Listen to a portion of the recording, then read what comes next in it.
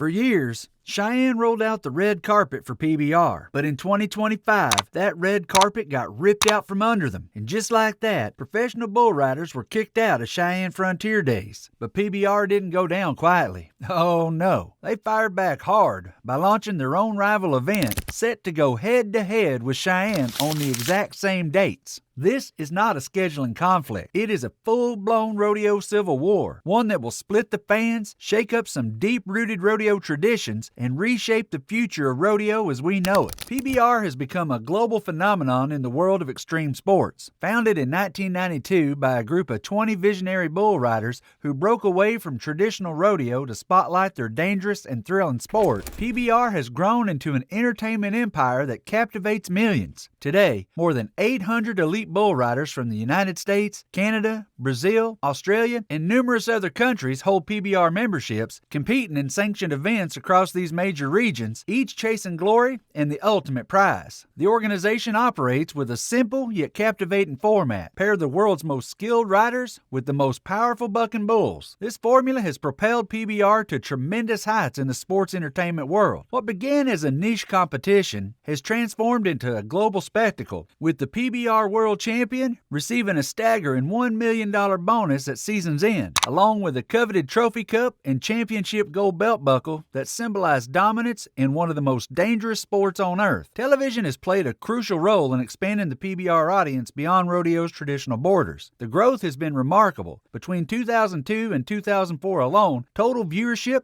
including live attendees and television audience, increased by 52%. By 2004, an impressive 16.4 million fans were either watching or attending PBR events. The trajectory has continued upward, with over 100 million television viewers by 2008 and more than 1.7 million attending live events that same year. Now, the contrast with the early days is striking. In 1995, roughly 310,000 fans attended events, a number that has grown tenfold, with approximately 3 million fans now experiencing the thrill of live PBR action annually. The success of PBR lies not just in the competition itself, but in the complete entertainment package it offers. Each event features world-class production values, dramatic introductions, pyrotechnics, and music that transforms a sporting contest into an unforgettable spectacle. The bulls themselves have become stars in their own right, with animals like Bucking Bull of the Year contenders generating their own fan base. These powerful animals, weighing up to 1,800 pounds, consume 10 to 15 pounds of high-protein grain and roughly 15 pounds of premium-quality hay daily, converting these nutrients into the explosive power that makes the sport so thrilling. These magnificent animals bear intimidating names like Spilled Communion, Man-Hater, Mr. Demon, and Cookies and Cream. They are the livestock equivalent of NFL offensive tackles who weigh 350 pounds but move with unexpected speed and agility. Their natural instinct is to resist being ridden, creating the perfect counterpart to the determined cowboys who risk everything for those crucial 8 seconds of glory. Before moving forward, if you guys could, please hit that subscribe button below to keep up with the latest and interesting rodeo content we have coming your way. Alright, thank you. Now, let's talk about the Cheyenne Frontier Days. Affectionately known as the daddy of them all, this event stands as an iconic celebration of Western heritage and culture. This historic event traces its roots back to 1897